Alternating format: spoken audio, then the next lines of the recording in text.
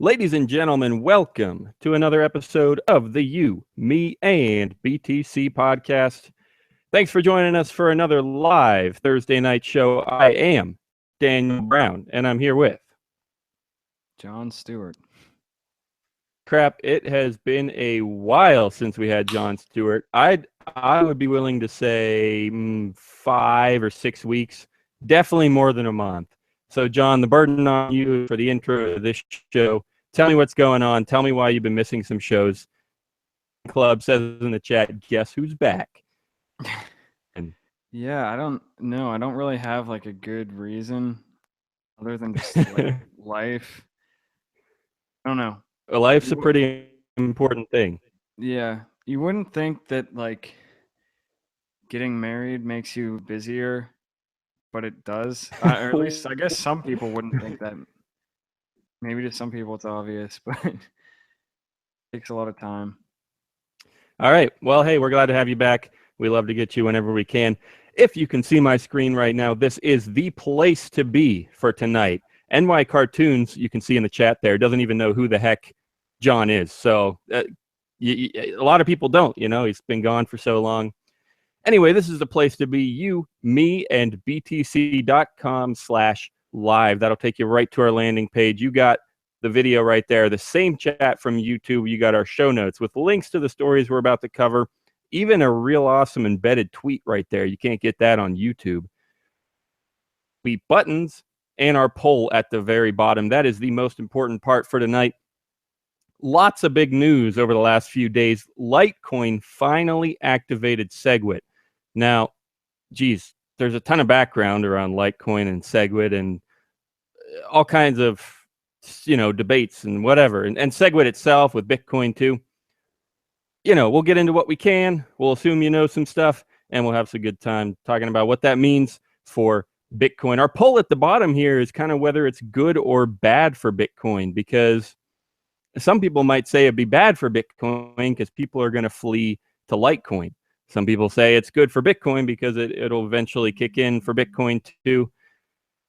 What you think? We already have 86 votes in this poll at the bottom here. You, me, and btc.com/live. We also have in the chat there the 21 million club mentioning that Bitcoin is close to 2K. That's right. We got the price widget on the side here.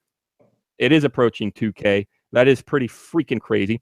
It could be a bubble. We've talked about that. The last two, we celebrated all-time highs for both of the last 2 weeks. And today it's yet another all-time high. So there's that. Guys, I got to mention one more time, Spells of Genesis here. This if you see this logo here with the Bit Crystals price, that is a new blockchain-based Bitcoin trading card game. The Bit Crystals are their in-game currency that lives on the Bitcoin blockchain. So it's just as legitimate as Bitcoin, but it's an in-game currency. I've always been fascinated about the actual value of video game assets, and now the cards and the money are actually on a blockchain. If you want to check it out, head to you, me, and btc.com/SOG. A lot of the cards are provably rare. Some of them are extremely rare. I saw one of them sell the other day for over $5,000. So, yeah, it's a crazy, crazy idea, and they made it happen. You, me, and btc.com/SOG. All right, guys, I'm going to flip over to this CoinDesk story about Litecoin activating SegWit. But I don't want to get into too many details right off the bat because the headline's plenty to go on. All right. The bottom line is, as of yesterday, it's activated. That right there, John, without reading everyone else's opinion, I just want to know what you think. Good, bad for Litecoin, for Bitcoin, for cryptocurrency? Will it last? Will it die? Take it away. What do you think? Well, I think it's good for cryptocurrency. I All think right. All right. like unequivocally, um, probably good for Bitcoin. And I don't know whether it will be good or bad for Litecoin. And I guess I'll go through each of those and explain why. Good for cryptocurrency. Actually, I'm going to go in reverse order. I don't know why, or I don't know whether it'll be good or bad for Litecoin because it could make it really popular, or it could fail and people end up hating it. Now, when you say it could fail, do you mean that it might not work? Like it might have issues? Yeah, I mean, that's a possibility, right? yeah, Okay. definitely. I mean, anytime you have something like that that's kind of complex and used by a lot of people, and you try to add something to it, there's just a huge risk that it could Oh, yeah. mess up stuff that you had no idea was going to get messed up, or you didn't think there was going to be any kind of dependencies between. So yeah, I mean, that's a risk. So it could. Yeah, I agree. I want to take that for a second. I agree. It is a huge risk. Now, a lot of people would point to the fact that it's a soft fork and basically say that that really reduces the risk because it, if it doesn't work, you don't have to run it. It doesn't conflict necessarily with existing blocks and protocols and whatever. So in some senses, you could say that the risk is significantly mitigated by the fact that it's a soft fork. But there's also all kinds of debate about what really constitutes a soft fork. And I mean, if everyone's going to use it anyway, even if it is technically a soft fork, I mean, if everyone's using it, then you're still at risk. You could still have issues and bugs and failures and whatnot. So yeah, Yeah. it's a valid question. Yeah, I'll put it out there to the chat, guys. Me and btc.com/live. Let us know what you think in the chat. Anyway, keep going, John. I think you had more to. Yeah. So I more mean, more layers to your opinion. I think that's right. Like, there's a lot of ways that you can mitigate the risk, but I mean, it's always. I mean, with software, sometimes you just don't know, like, the things that go wrong. But Right. okay, so that was why I don't know whether it will be good or bad for Okay. Litecoin. Why I think it will be good for Bitcoin, but like potentially could be bad for it. I mean, it could potentially be bad for it if like everybody goes to Litecoin and Bitcoin just Yep. dies off. But I feel like that's probably not going to happen. Even if it does go really well with Litecoin, I think Bitcoin is still. It just has so much more of a foothold that I think it's going to be really hard to break that just because they get SegWit first. When it's not unlikely that Bitcoin will get it like soonish, depending on what you consider soon. But Right. and it that's good because it's like a test case. Like we were just saying, Oh you yeah. never know what could go wrong when you do something like this. So this is like a really great test run. And we've talked about that with altcoins in general before, how they're kind of just like a way to figure out what works and what doesn't work. It's sort of like an evolutionary survival of the fittest sort of thing. So like having another pretty big altcoin do this is going to be like a great indicator of what's going to happen if they try to do this with Bitcoin. I mean, it's not going to Yeah. be one to one, but you can learn a lot of things from that. And that would be good for Bitcoin. And if it goes Okay. terribly wrong and somehow breaks everything, that would also be good for Bitcoin. Yeah. And then last thing why it would be good for cryptocurrencies is like whether it works out or it doesn't, we'll either learn something that doesn't work or we'll realize that this is really good. And if Litecoin ends up beating out Bitcoin, well, it beat it out. It must be better. Okay. Or it works out and then Bitcoin adds it later and then everybody's Okay. happy. Yep. That I like your last point there. No matter what, it's going to be good for cryptocurrency. It might ruin Litecoin, but then Bitcoin will know not to do it. It might dominate Litecoin and it might make Litecoin dominate Bitcoin. But hey, then we're going to have a working SegWit network, that then we can add Lightning Network on top of that and whatever the heck else we need. NY Cartoon says it's good to have altcoins for a test bed, and that is exactly right. We've been saying that for years on this show. It's, we never really had time to actually get into altcoins, but we every time they came up, we still said they're great for testing features like this. And that's exactly what's going down with Litecoin. Can you imagine it, if it goes for 6 months, 8 months, and there's no issues? Literally, like Roger Ver and Jihan Wu, they're gonna have nothing left to say. Like they already kind of have nothing left to say. But hey, if the best they got is that like it might not work. But if it does work, we'll know pretty darn soon. And the percentage of support for SegWit on the Bitcoin network just has to keep climbing. So that's kind of what I expect. We got some more chat going in here. James Bond wants to know where Tim is. We took care of that. Don't worry about that. 21 Million Club says we sent him to a nice farm in the country. Maybe. Yeah. And James Bond says, I wonder what the next altcoin will be to activate SegWit. The attack on Litecoin is coming soon. Yeah, I don't know about the next altcoin. Like I said, I don't really have time to keep up with them. So I couldn't even guess. But yeah, an attack on Litecoin. What do you think about that, John? I mean, with all the freaking drama that Roger Ver and Jihan Wu and Bitmain and whoever else were throwing at SegWit for Bitcoin, do you think maybe they'll try to mess with Litecoin to make it look like SegWit failed, to make people not support it? Do you think they'll attack Litecoin to make it look like SegWit ruined it? Could you see that? Yeah, I mean, I think the people that care about this stuff like that much, or no, of course, if they care about it that much, they would do that. I just think the people that like, I don't know, the people in this crowd, in this community, in this like, I don't know what you want to call it, segment of the world of people, they that like get really worked up over this kind of stuff are the kind of people who would do stuff like that. I feel like, I don't know. We've seen things like that. Oh yeah. I wouldn't be surprised at all if people like intentionally tried to sabotage this just because they didn't like SegWit.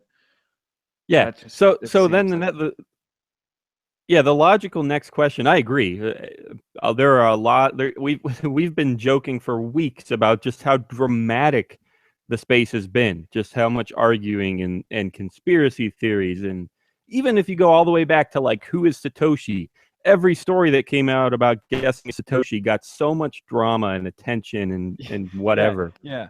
I what I will say for absolute sure, what I will absolutely say for sure is that if something does go wrong, everybody's gonna blame somebody for it, and it's gonna be Yes. all conspiracy theories. Like, I think people who are into Bitcoin are actually more into conspiracy theories than they are Yeah. into Bitcoin. It's just That's definitely possible. Well, then the logical follow-up question I was going to get to, what do you expect for the success of that then? Let's say they did try it.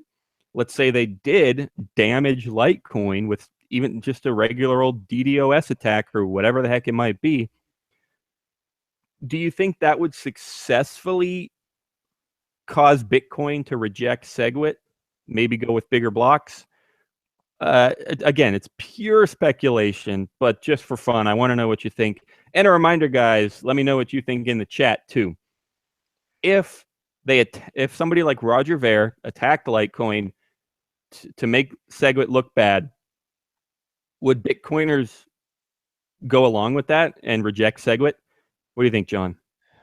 well, like I just said, I feel like so many people are going to conspiratize about what's a word to say that as like a verb Con- to say making up conspire, there is one. What the heck? conspire is like if you're doing the Conspire. There you go. No, that's no, got to be it.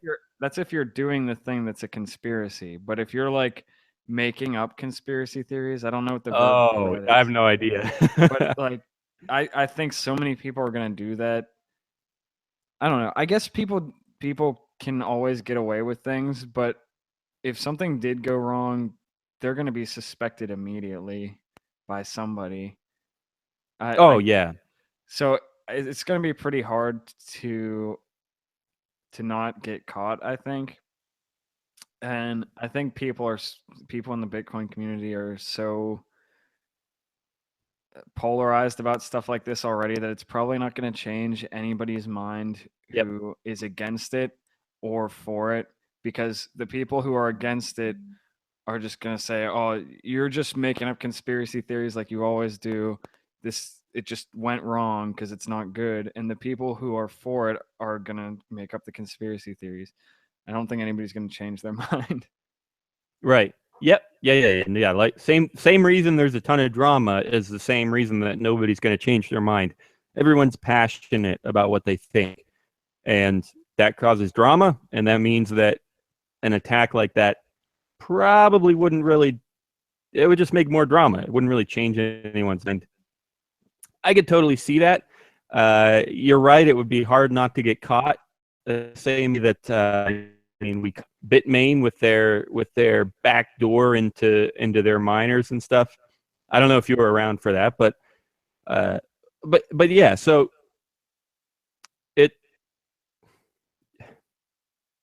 it's going to get caught. Yeah, that's one of the things that a ton of people love about Bitcoin. It's just it's transparent in a lot of ways. You know, not perfectly, but in a lot of ways. And maybe we won't know who, but at the very least, somebody will see that stuff is being messed with. You know, it's hard to not see a DDoS. The whole reason it's a problem is because it's so massive and invasive. So, yeah. Rick says miners don't want SegWit. With SegWit, they make much less money. What could possibly get it approved? Now that's a discussion that goes a ways back, but I don't think we've touched on it, and I'm willing to right here.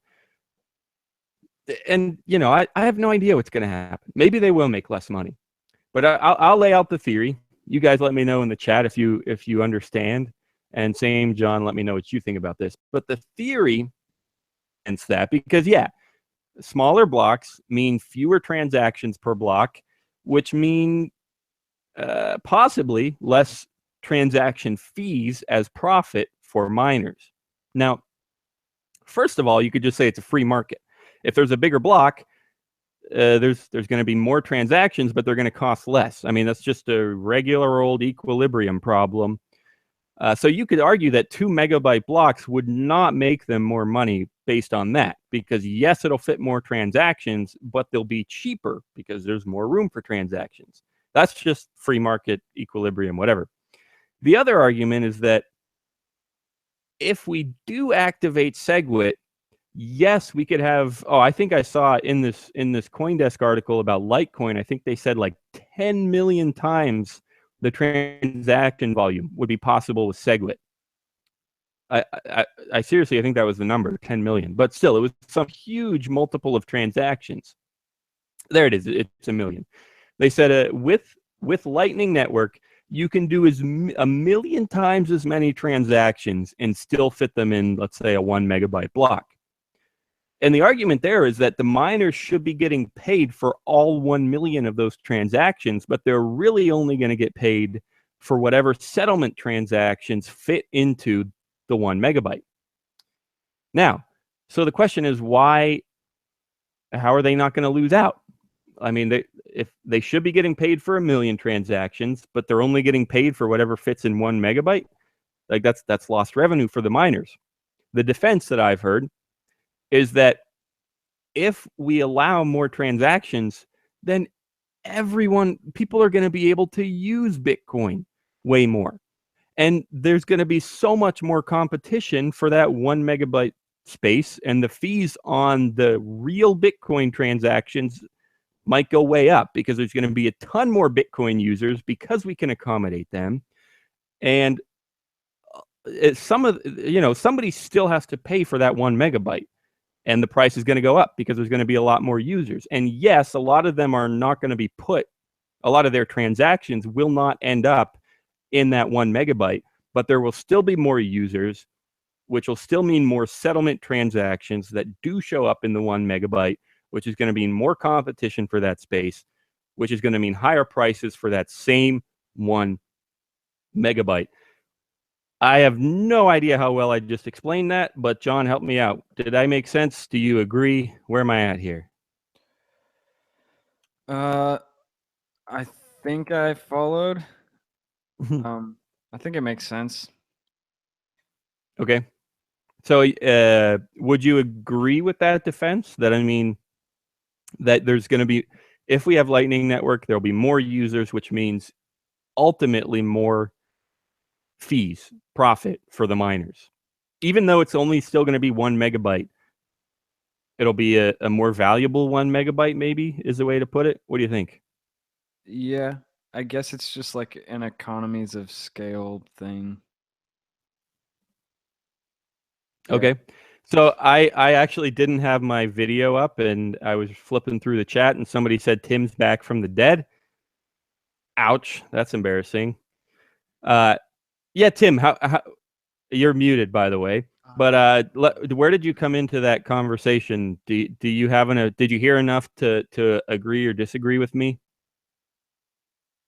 I heard enough. Just that last little bit at the end. If I think that the increased amount of transactions will help offset how much less they're getting paid per, I guess, however many transactions.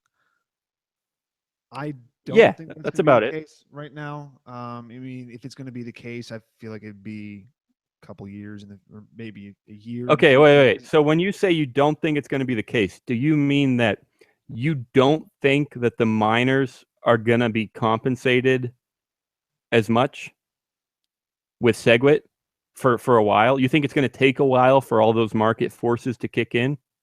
Yeah, I think you'd have to ramp up a little bit for, I mean, more people to use it, more things to happen through it. Okay.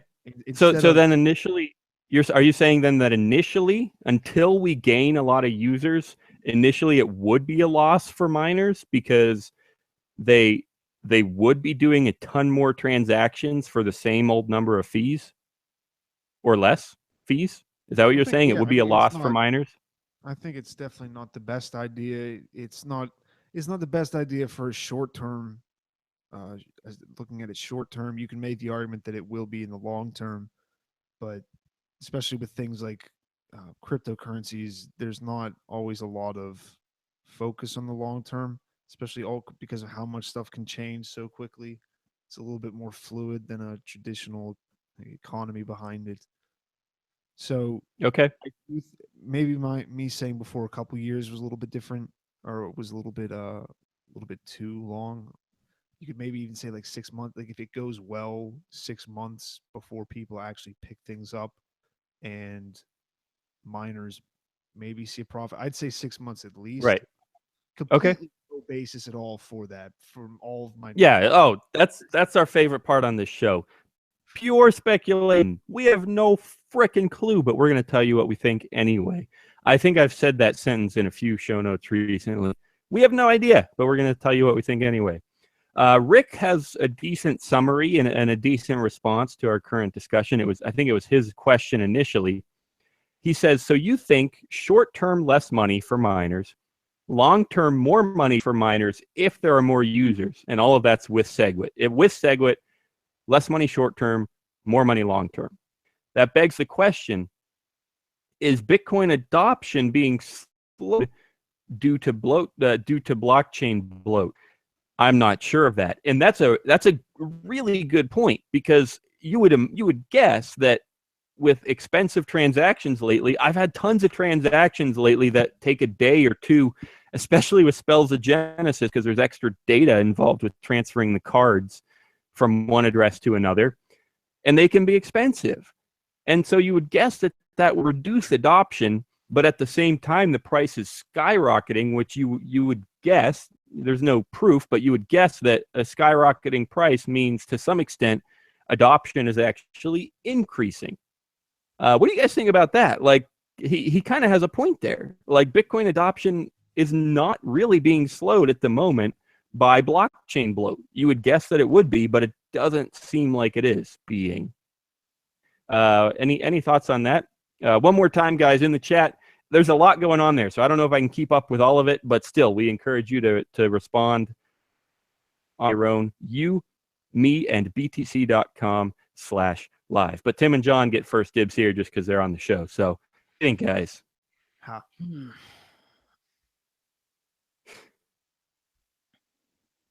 The question is Bitcoin adoption being slowed due to expensive transactions right now as we speak? Is that happening?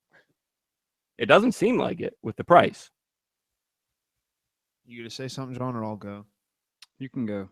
Okay, cool. Because this isn't gonna make any sense. I think that, well, one, again, I don't pay that much attention to who's into Bitcoin or not. I have a couple people who will ask me every now and then. They don't really get involved. Let me see if I can turn this up a little bit. Does that sound a little bit better to you, Daniel, at all? You sounded fine to me. Okay, maybe someone just. I'll just stick a little bit closer to this. Oh wait, it is really quiet. What the fuck?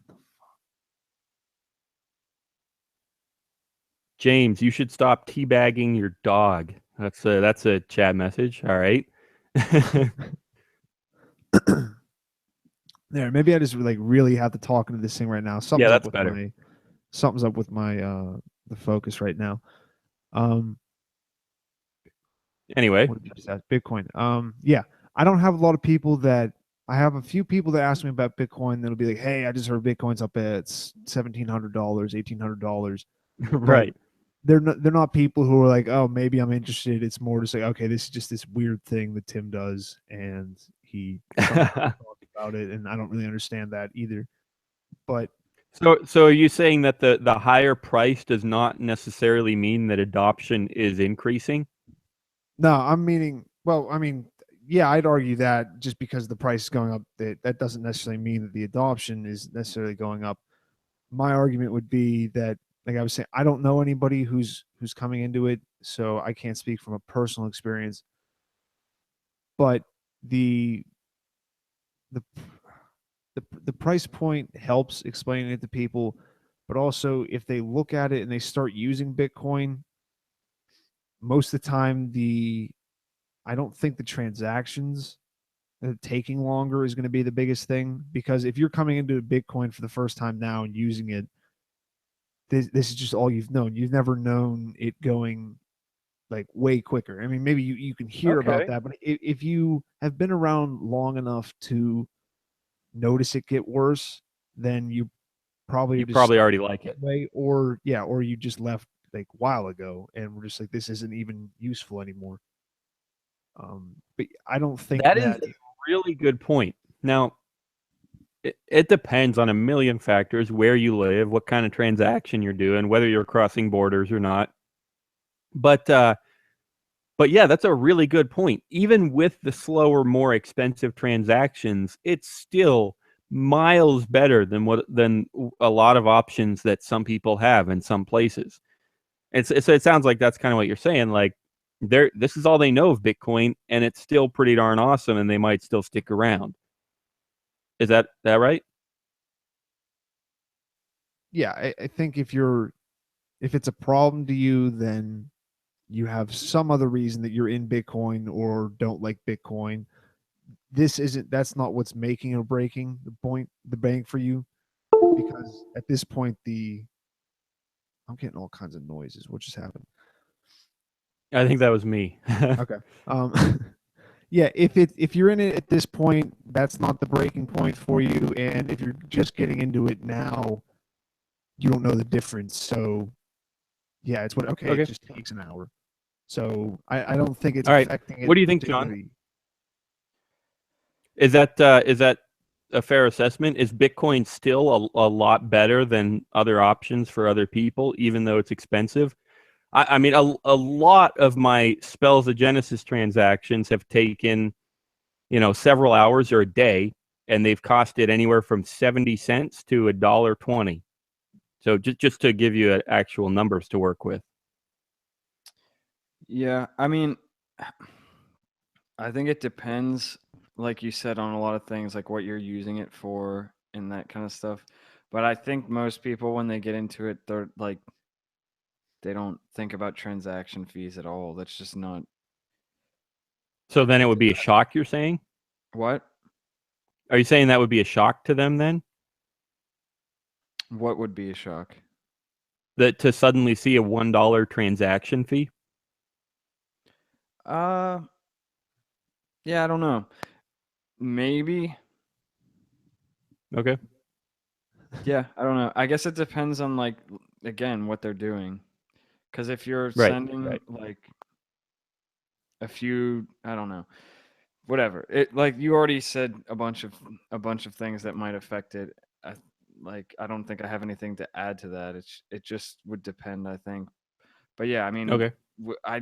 I don't think we knew anything about transaction fees. I mean, it was a different time then, but like when we first heard about Bitcoin, that wasn't even a thing that we cared about at all.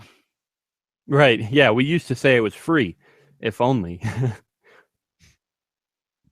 Yeah. All right. Hey, Yeah. a little bit more chat here. James Bond wants to know how my tattoo is. Is it still there? Of course, it's permanent. What are you It's talking there, about? just like his pussy is. I can't afford to get it removed. That's way too expensive.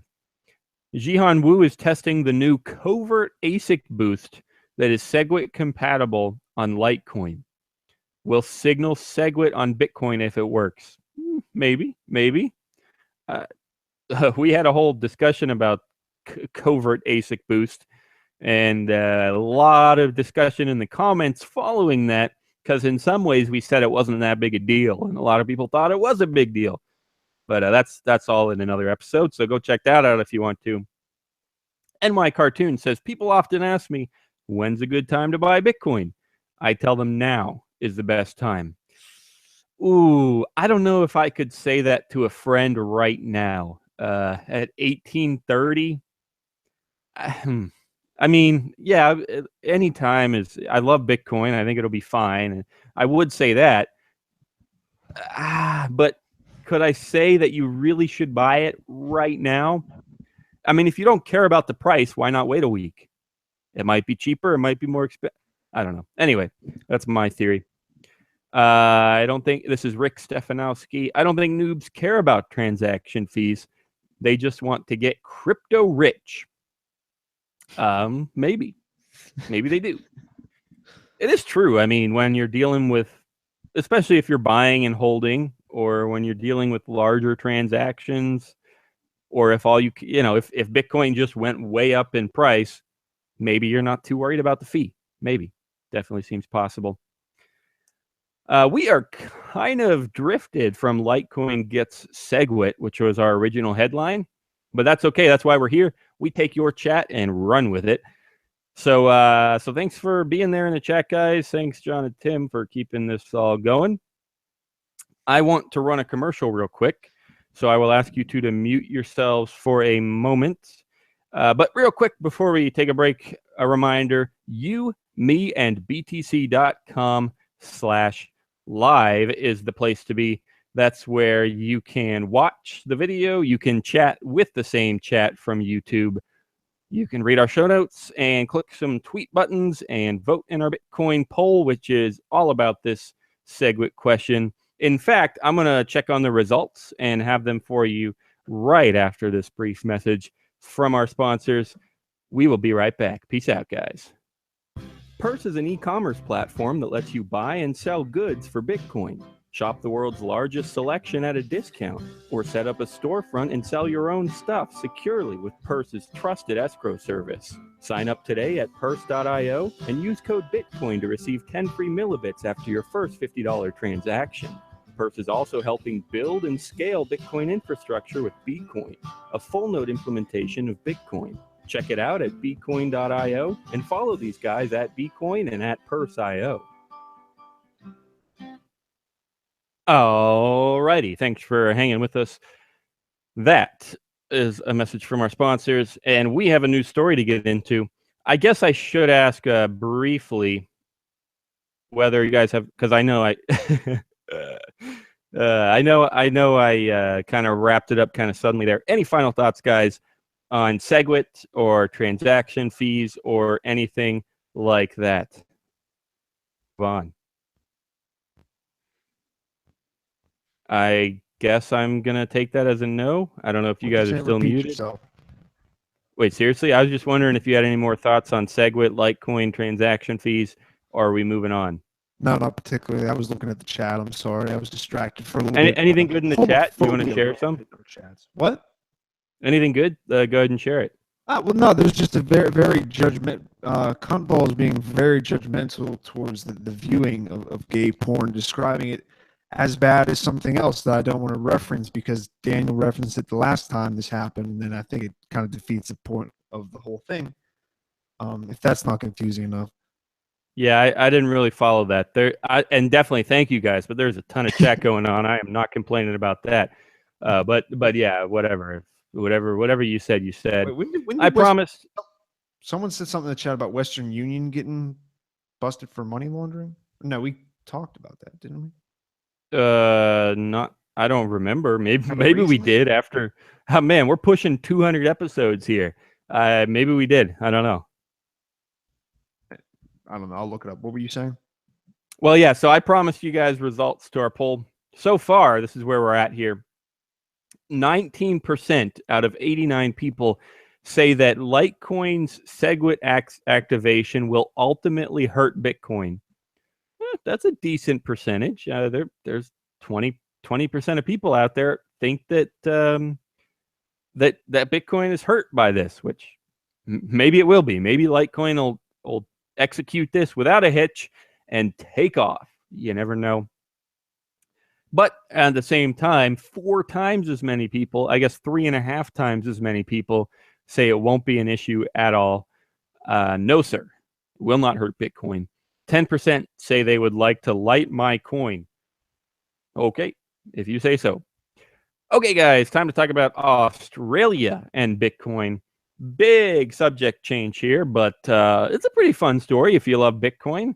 It's bottom line here is it's going to be tax-free in Australia.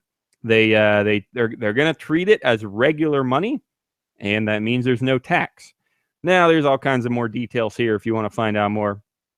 You can click the link, youmeandbtc.com/live. We'll have a link straight here.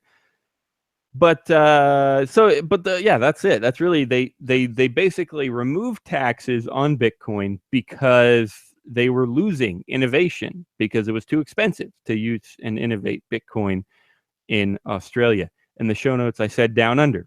Bitcoin was too hard to use down under, and that's a fact. So what do you think, guys? We've had countless discussions about Bitcoin regulation, but it's also been a while since we've had that discussion. And it's also been a while since we've seen a kangaroo with a Bitcoin in its pouch. Good, bad for Bitcoin, good, bad for Australia. Is it too late? That's one of the biggest questions I had. Is it too late? Like, did they already miss out? The article mentions South Korea, Japan, and South Korea. That does not make sense, but whatever. Still. Just filling up. What do you think, guys? Take it away. Tim, you go first. Good or bad? Also chat. Get in there. Wait, are you telling me to get in the chat? No, I'm telling the people in the chat to get in and to respond to this question about tax-free Bitcoin in Australia. If they're too late, no. I think because any kind of a country, any closed system like that, even though we do have the internet, you still have where the first person in Australia now, or the most developed company in Australia now, they're gonna benefit from this still. Like, you can't really say Australia's fallen behind because does Australia? Well, I guess I don't even think in terms of the country benefits from this because it all ends up just getting swallowed up anyway. I think if they're too late, yeah, maybe compared to there's going to be so much centralization. Other places, other people are going to, but there's still going to be just as many businesses in Australia now using Bitcoin that a business in South Korea just can't have because they don't have they don't have domestic presence there. So I don't think there's that for online things, maybe, but that's so. If you're going to run something online, you wouldn't have to be in Australia anyway, so it doesn't really matter. Yeah. Now that it's going to be easier for them to use. They pay for your bills. Someone mentioned in the chat something about Mexico. You could they've been able to pay their bills for like 2 years or something. And actually James just made a point in the chat too. If it's tax free, no, I don't think this is going to help Australia that much. So maybe they did fall behind, like Australia, the country. But if you want innovation, you want businesses brought into your country from cryptocurrency, I think there's always time. There's always new stuff that they can develop. And it's not like, I think people in Australia, it's not like the people themselves really fell behind. I think this is more, we'd be talking about, like, we get funds in to study these and to work on these things and to implement them. So I don't see this as, I don't think it's too late for Australia. We still have hope there, I guess. Yep. I mean, James Bond says anything free is good. Anything tax-free is really good. And I'd kind of agree. Even if it is too late, it's really good for the people. So somebody's going to benefit from this, and it's going to be the people more than the government. So I'm all for that. What do you think, John? I was just gonna say, like, what is too late? Like, is there even a too late to go tax-free? I know. What do you? I don't like. You guys keep saying, and I just don't. Maybe I am missing something, but I don't get what that even means. Well, the idea would be that the innovation has already fled to South Korea and Japan and South Korea. I mean, that's the theory. Then it could be too late. Maybe they won't, all of a sudden become a booming blockchain hub because it's too late. but it's never too late for tax-free to be good for the people, I would guess. Yeah, I guess when I hear too late, I think it means it's not worth doing anymore. So it's just like, I guess that's just my my personal. Yeah. No, I'm just saying that's like my connotation with it, which isn't necessarily what you guys were saying when you said too late or whatever. Right. But there's also the argument. You could also say that Bitcoin innovation is nowhere near from done. There's tons more to come. And if that's true, then no, it's not too late at all.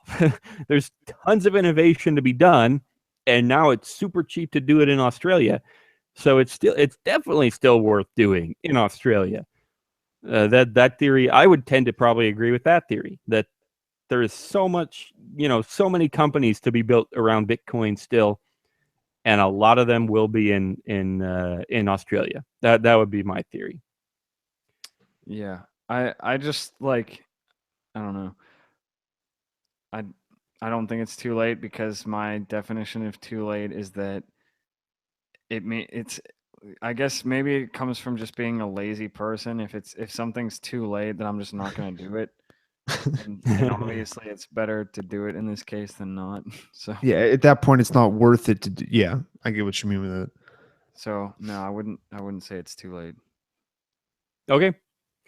All right. Well, yeah, guys, again, jump in the chat if you have any other thoughts. NY Cartoons says it's great news. However, does that mean their money is worthless right now? Maybe. I don't know. Are you asking if this is like a desperation attempt to draw in Bitcoin because they can't do currency on their own? I haven't heard anything about the Australian dollar failing, but maybe it is. I don't know. Everything's falling apart. We need an Australian in the chat to tell us what's up. Yeah, we need Cyril Blank, or is he New Zealandan or something? Yeah. Anyway, maybe we'll have him back to let us know how things are going down under. James Bond says that you got to give this show a thumbs up. I totally agree. Anyone should give us a show a thumbs up. That would mean the world to us. If you're not already at meandbtc.com/live, that is the place to be. Any other thoughts on Australia, guys? I mean, what about this? The premise here. Well, this will be my last speculation question. Then we'll wrap up on Australia and get into advice of the week. But I want to know about their premise here that innovation really was fleeing Australia. I mean, that's kind of Cointelegraph's guess for the reason why they made it tax-free. And they have some quotes here and stuff. I mean, the Australian government wrote that this will make it easier for new innovative digital currencies businesses to operate in Australia. Do you buy that? Because we've had this discussion before about whether Bitcoin even cares about regulations. So, do you really think that there have been companies that just decided not to go to Australia because it was too much taxes, or because there were too much taxes? I don't know about my grammar there, but my speculation, I think I would agree with the article. Yes, Bitcoin doesn't care about regulation. We've said that a million times. But the people that use Bitcoin, in some cases, they don't really have a choice. I mean, you always have a choice, but for some people, their choices are follow the regulations or go to prison. That's not a happy choice for some people, and so they follow the regulations, and so the regulations do matter. That would be my guess. Do you guys agree with me? Has innovation really been fleeing Australia? Fleeing? I don't know. I mean, I think if you're someone who Avoiding, has, maybe? if you have an idea for a business that you want to start and you're like, I'm starting a new business, why don't I just go to some random place?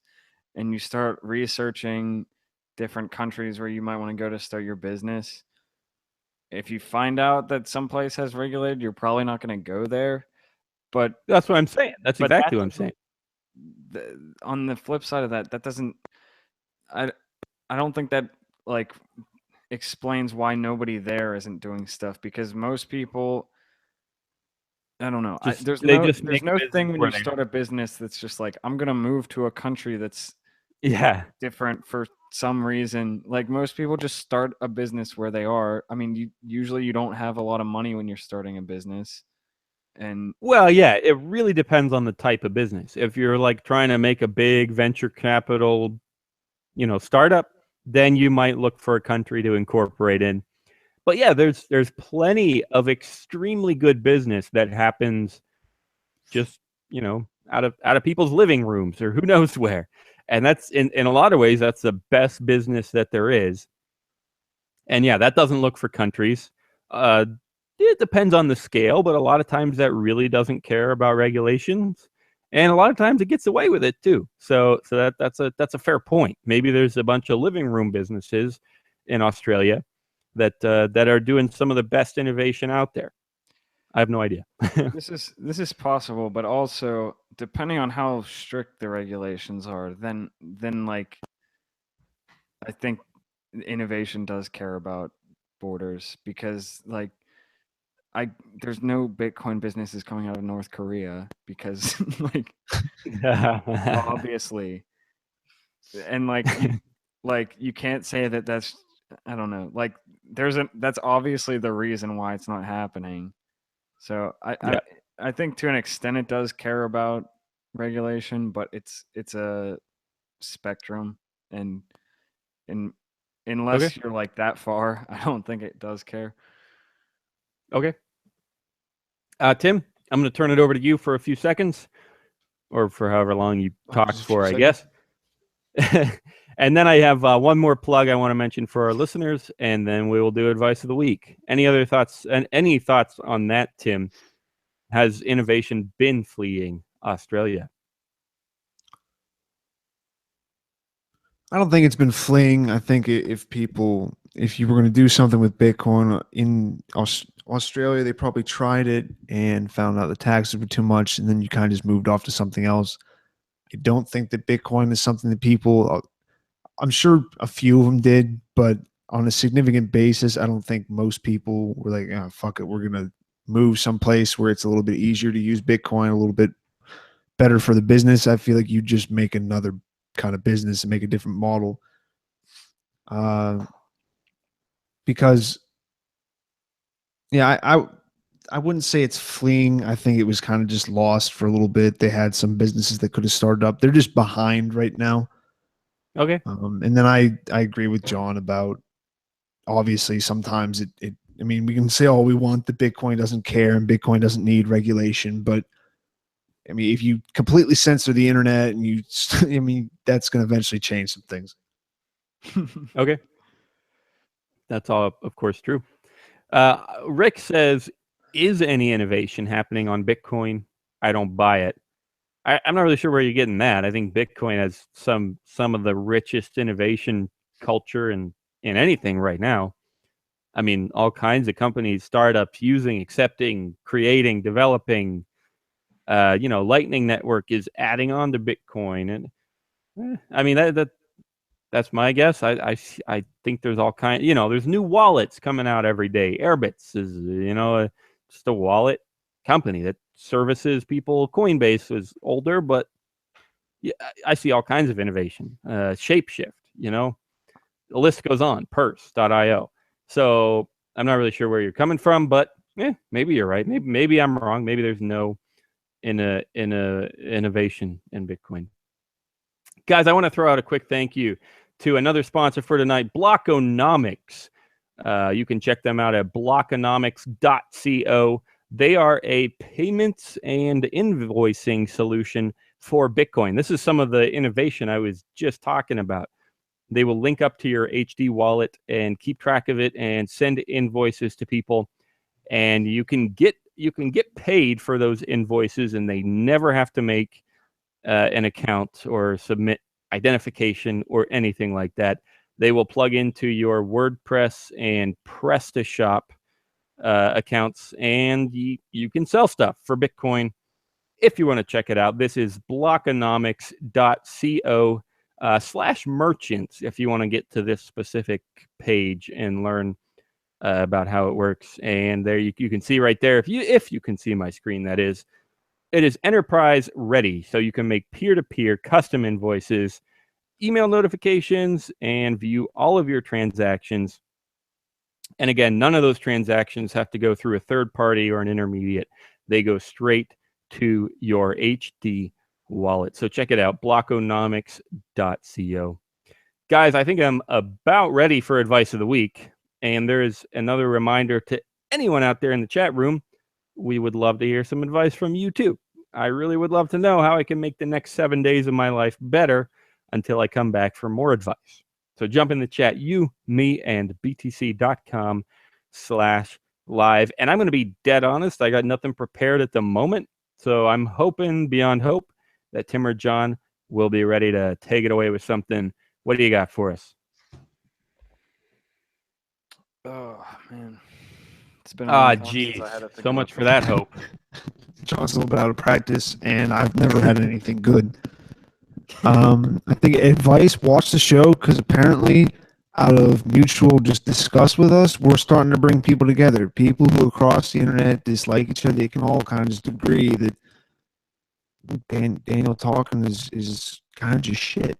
But yeah, so just watch our show, then go to whoever you have problems with, talk it through, show them the show, be like, is he annoying right now? And the other guy be like, yeah, and they'll be like, okay, we agree, cool. And that's really all we need. That's the entire problem. We could solve wars with this. We could solve gang shootings. We could solve all kinds of stuff. If people, yeah, I mean, you can't kill people if you're watching you, me, and BTC. Exactly. Like, you just can't. Everyone just put down the gun. Just put down the heroin needle. Just put it down. Untie your arm, and just listen. Just listen. That's it. Hey, I stand fully behind you there. Makes the world a much better place. My advice for this week is directed at a particular individual. It's going to be something along the lines of fix your audio, because it kind of needs fixed. I don't know how that's going to happen. So also, here's my second advice to anyone out there who knows what the frick Tim should do. Let me know. Oh, did I say Tim? I meant Alex. Yeah. That was good. That was real good. Oh, geez. James my Bond advice? says, send me BTC. That's his advice. Rick Stefanowski says, read Adbusters. Okay. I don't know what it is, but okay. And James Bond says, again, advice of the week, send James Bond BTC. Okay. But we still got to hear from John. So are you ready, John? Yeah, my How can the advice next is 7 days of my life? if you're gonna be on a podcast with other people, you should make sure that they're funny before you start podcasting with them. All right. I can take it. Unless I was directed at Tim, probably. Guys, this has been a blast. Thanks for being here tonight. Another awesome Thursday night. Plenty of viewers, plenty of chat. I have been Daniel Brown. I've been here with. Go ahead, guys. Say goodbye. Bye-bye, everybody. You're supposed to say your name, weren't you? I mean, yeah, I said I was here with. Is your name bye-bye? Oh, I missed that. I mean, it's whatever. Everybody already knew what my name. Tim, you missed me. This show as it's happening. All right, John. Ready to say goodbye? I'm ready to say goodbye. I said my name already. Okay. Guys, come back next Thursday. It's been a blast. Thanks for being in the chat room. In the meantime, head to btc.com/live or just the homepage if you want to check out other shows, links, articles, tutorials, tools, calculators, price tickers, whatever you want. I Am English TV says, I love what you're doing, guys. Keep it up. Rick says, good show, bros. This is why I'm not a sports announcer. And NY Cartoon says, later, guys. All right. Until next week, guys. Have a good week next week, I guess, as well. And if you're hearing music right now, finally, John's here. We can thank him in person. Thanks for that music, John, on the podcast version. Peace out, everybody.